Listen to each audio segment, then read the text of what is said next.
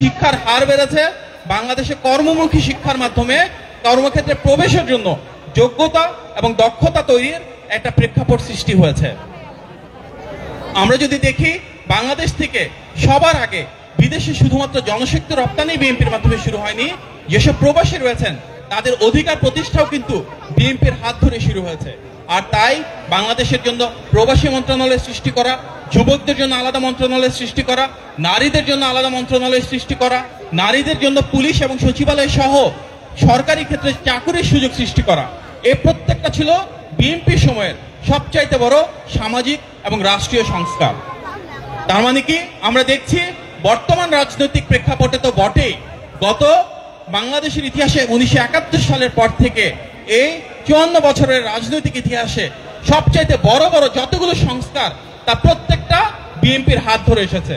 তার প্রত্যেকটা শহীদ প্রেসিডেন্ট জিয়াউর রহমান এবং দেশনেত্রী এবং খালেদা জিয়ার বিভিন্ন পলিসির কারণে এসেছে। আজকে বাংলাদেশের সংস্কার নিয়ে যতগুলো আলোচনা হয়, সেই ধারাবাহিকতায় খুব গৌরবের সাথে আমরা বলতে পারি যে একটি বাস্তবসম্মত এবং যৌক্তিক সংস্কার প্রস্তাবনা নাই যা আমাদের 31 দফার বাইরে। তার মানে কি, তার মানে বর্তমান বাংলাদেশে বিভিন্ন ক্ষেত্রে যতগুলো কথা হচ্ছে সংস্কার নিয়ে, প্রত্যেকটি যা বাস্তবসম্মত, যা সর্বগ্রহণযোগ্য এবং যেটাকে অনেকেই মনে করছে গণতান্ত্রিক বাংলাদেশে সেটিকে কার্যকর করতে হবে, সে প্রতিটি সংস্কারের কিন্তু মৌলিক ভিত্তি আমাদের 31 দফা। এই 31 দফাটাতে বাংলাদেশের প্রতিটি শ্রেণী এবং পেশার মানুষের জন্য একটা না একটা নীতিমালা রয়েছে। এই 31 দফা থেকে বাংলাদেশের কোনো মানুষ, শিশু থেকে বৃদ্ধ মানুষ পর্যন্ত, যেই ব্যক্তিতে পেশা যাই হোক না কেন, কৃষক হতে পারেন, শ্রমিক হতে পারেন, গার্মেন্টসে চাকরি করতে পারেন, নারী হতে পারে, যুবক হতে পারে, তিনি নিজে ব্যবসায়িক উদ্যোক্তা হতে পারে, সরকারি চাকরিজীবী হতে পারে, আর্মি অফিসার হতে পারে।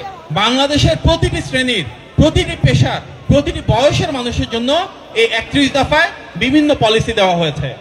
আমাদের এখানে অনেক নারী নেত্রী রয়েছেন। আমরা যদি দেখি নারীদের জন্য আমাদের নেতা জনাব তারেক রহমান কি বলেছেন, যে উনি নারীর ক্ষমতায়নের জন্য একটা ফ্যামিলি কার্ডের কথা বলেছেন। আপনারা কি শুনেছেন ফ্যামিলি কার্ডের কথা? সেই ফ্যামিলি কার্ডটা কার নামে হবে? সেই ফ্যামিলি কার্ডটা হবে সেই বাড়ির গৃহকর্ত্রী বা মূল যিনি নারী, মা বা দাদির নামে। এবং ফ্যামিলি কার্ডের মাধ্যমে আমাদের নেতা নিশ্চিত করবেন যে রাষ্ট্রীয়ভাবে ভর্তুকির মাধ্যমে নিত্য প্রয়োজনীয় যে দ্রব্যাদি রয়েছে, অর্থাৎ চাল, ডাল, চিনি, তেল, আটা, এই ধরনের জিনিসগুলোর একটা বড় অংশ রাষ্ট্রীয়ভাবে বিনা পয়সায় প্রত্যেকটা পরিবারের কাছে পৌঁছে যাবে। এবং এই যে পৌঁছে যাবে, সেটা সেই কার্ডটা ফ্যামিলির জন্য, এই ফ্যামিলি কার্ডটা হবে শুধুমাত্র নারীর নামে, এটা কোনো পুরুষের নামে হবে না। এই মডেলটাই কিন্তু নারীর ক্ষমতায়নের জন্য উন্নয়নশীল বিশ্বে একটা মডেল হিসেবে দাঁড়িয়ে যাবে, যেখানে যে কোনো পরিবার যদি ফ্যামিলি কার্ডের মাধ্যমে এই নিত্য প্রয়োজনীয় জিনিসগুলোর সুবিধা সরকারের কাছ থেকে পেতে চায়, অবশ্যই সেই পরিবারে একজন গৃহকর্ত্রী নারীর প্রয়োজন হবে।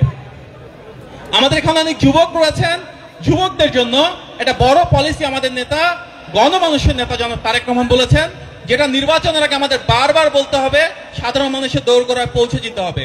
সেটা কি, তিনি বলেছেন বাংলাদেশে যারা শিক্ষিত বেকার রয়েছেন, যারা অনার্স পাস করার পরে চাকরি পাচ্ছেন না, চাকরির সুযোগ সরকার তাদের জন্য সৃষ্টি করতে পারছে না, তাদের জন্য 1 বছর পর্যন্ত সরকার বেকার ভাতা তাদেরকে প্রোভাইড করবে। এর মাধ্যমে কি হবে? এর মাধ্যমে আমাদের যারা শিক্ষিত বেকার, তারা পরিবারের বোঝা না হয়ে পরিবারের একটা সম্পদে পরিণত হবে এবং ওই 1 বছরকালীন সময়ে তারা চাকরি হয়ে যাওয়ার জন্য পর্যাপ্ত সময় এবং সুযোগ পাবে। আমাদের যারা ব্যবসায়িক উদ্যোক্তা রয়েছেন, তাদের জন্য আমাদের 31 দফায় বলা আছে কি, যে আমরা স্বল্প সুদে ঋণের ব্যবস্থা করব। আমরা এমন সব ব্যবসায় বেশি করে বিনিয়োগ করব যেখানে কর্মসংস্থানের সৃষ্টি হয়। আমাদের যে অর্থনৈতিক পলিসি থাকবে, তার মূল উদ্দেশ্য হবে দুটা: বাংলাদেশে ব্যাপক হারে কর্মসংস্থান সৃষ্টি করা এবং বাংলাদেশ থেকে বিদেশে রপ্তানি বাড়ানো। আমাদের যারা প্রবাসীরা রয়েছেন, ওনাদের দীর্ঘদিনের একটা দাবি, ওনারা যেন বাংলাদেশে ভোট দিতে পারেন। এই জন্য আমরা বলছি বাংলাদেশে ওনাদের ভোটের অধিকার প্রতিষ্ঠা করব। অনেক ছিন্নমূল মানুষ আছেন যাদের মাথা গুঁজবার ঠাঁই নাই, তৃণমূলের প্রান্তিক সেই মানুষের জন্য আমাদের 31 দফায় বলা আছে পর্যায়ক্রমে বাংলাদেশের প্রতিটি মানুষ এবং পরিবারের জন্য আমাদের নেতা মাথা গুঁজবার ঠাঁই, অর্থাৎ ছোট্ট হলেও গ্রামীণ পরিবেশে একটা বাসার ব্যবস্থা করবেন। আমাদের যারা শ্রমিক রয়েছেন, একটা বড় সমস্যা যে জিনিসপত্রের দাম যেভাবে বাড়ে তাদের বেতন সেভাবে বাড়ে না। এই জন্য আমাদের নেতা সিদ্ধান্ত নিয়েছেন যে জিনিসপত্রের দাম যতটা সম্ভব নিয়ন্ত্রণে রাখার জন্য উদ্যোগ গ্রহণ করা হবে এবং নিশ্চিত করা হবে সামগ্রিকভাবে যেভাবে দাম বাড়ছে, অর্থাৎ আমাদের চাল ডাল, বিদ্যুৎ, গ্যাস, বাসা ভাড়া, রিক্সা ভাড়া, বাস ভাড়া সবকিছু মিলিয়ে যেই হারে দেশের খরচ বাড়বে আমাদের শ্রমিকদের মজুরিও ওইভাবে আনুপাতিক হারে বাড়ানো হবে। বাংলাদেশে যদি প্রতি বছর খরচ বাড়ে 12%, শ্রমিকদের বেতন বাড়ানো হবে 12%। এভাবেই তাদের ভাগ্যের পরিবর্তন করা হবে। আমাদের এই বর্তমান বাংলাদেশে একটা বড় সমস্যা কি, জিনিসপত্রের দাম এত বেশি আমরা বাজারে গেলে নিজের পছন্দের জিনিস কিনতে পারি না।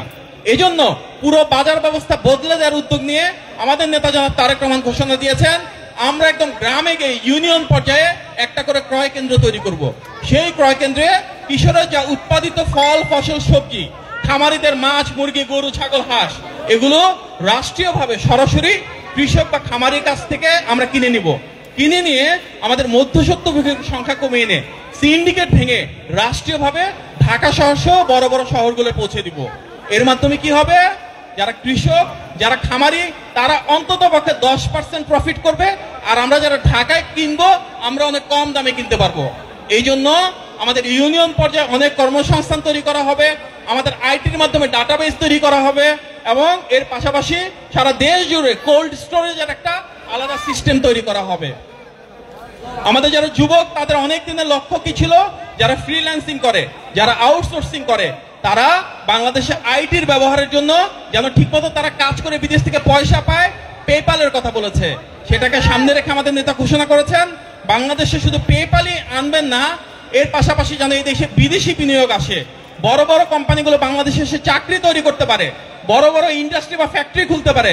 এই জন্য উনি পলিসি তৈরি করবেন। তার মানে কি, এই 31 দফাতে বাংলাদেশের 18 কোটি মানুষের প্রায় প্রত্যেকটা মানুষের ভাগ্যের পরিবর্তনের জন্য, ওনাদের অর্থনৈতিক ক্ষমতা বাড়ানোর জন্য, পরিবারকে নিয়ে যেন ওরা 2 বেলা ভাত খেয়ে ভালো থাকতে পারেন সেটা নিশ্চিত করবার জন্য বিভিন্ন রকমের পরিকল্পনা দেওয়া রয়েছে। প্রিয় নেতৃবৃন্দ, আমরা যখন 31 দফা নিয়ে সাধারণ মানুষের কাছে যাব, আমাদের একটা কথা মনে রাখতে হবে যে বিএনপি সেই দল যা জনগণের ক্ষমতায়ন বিশ্বাস করে, জনগণের সাথে সম্পৃক্ততা বিশ্বাস করে।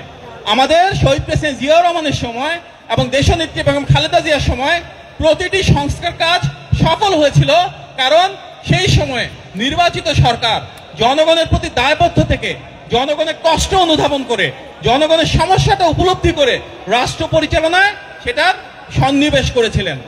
আজকে আমরা 31 দফা নিয়ে সাধারণ মানুষের কাছে ছুটে যাব, ওনাদের কষ্ট উপলব্ধি করার চেষ্টা করব, ওনাদের কি প্রত্যাশা রাষ্ট্রের কাছে আছে সেটা তুলে আনবো, তুলে এনে ধাপে ধাপে আবার দলের কাছে পৌঁছে দিব।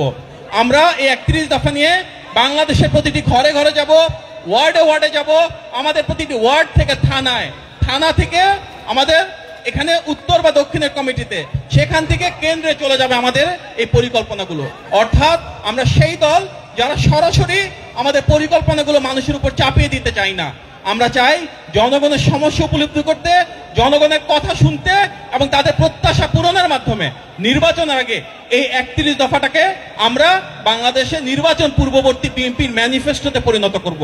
আমরা জনগণের কাছে দায়বদ্ধ থাকব, জনগণ জবাবদিহিতার মাধ্যমে, স্বচ্ছতার মাধ্যমে আমাদের যে নির্বাচনী কমিটমেন্ট থাকবে সেটা আমাদের থেকে বুঝে নিবে। সুতরাং প্রিয় নেতৃবৃন্দ, এই 31 দফা নিয়ে আপনারা জনগণের পাশে থাকবেন, আমাদের নেতা জনাব তারেক রহমান যেভাবে বলেন জনগণের সাথে থাকবেন, জনগণের প্রত্যাশাটাকে উপলব্ধি করবেন এবং আমাদের কাছে পৌঁছে দিবেন। আমরা সবাই এক হই ইনশাল্লাহ। আমাদের নেতা, গণমানুষের নেতা জনাব তারেক রহমান যে স্বাধীন এবং সার্বভৌম বাংলাদেশ গড়ে তুলতে চান, যেভাবে বাংলাদেশে আবার উন্নয়ন এবং উৎপাদনের রাজনীতিকে নির্মাণ করতে চান, যে উন্নয়ন করতে চান সেটা যেন অন্তর্ভুক্তিমূলক হয়, সেটা যেন অংশগ্রহণমূলক হয়, বাংলাদেশের প্রতিটি মানুষের যেন ভাগ্যের পরিবর্তন হয়, প্রত্যেকে যেন পারিবারিক স্বনির্ভরতা নিশ্চিত করতে পারে, সেই লক্ষ্যে আমরা আমাদের 31 দফা নিয়ে ঘরে ঘরে পৌঁছে যাব ইনশাল্লাহ। আমি আপনাদের কাছে আহ্বান জানাবো, আপনারা 31 দফাটাকে উপলব্ধি করেন, মানুষের সমস্যাটাকে আমাদের কাছে পৌঁছে দেন এবং আমরা সবাই মিলে ঐক্যবদ্ধভাবে গণতান্ত্রিক বাংলাদেশে গণমানুষের অধিকার এবং উন্নয়ন সুপ্রতিষ্ঠিত করবো ইনশাল্লাহ। আপনারা সবাই ভালো থাকবেন। ধন্যবাদ। আসসালামু আলাইকুম।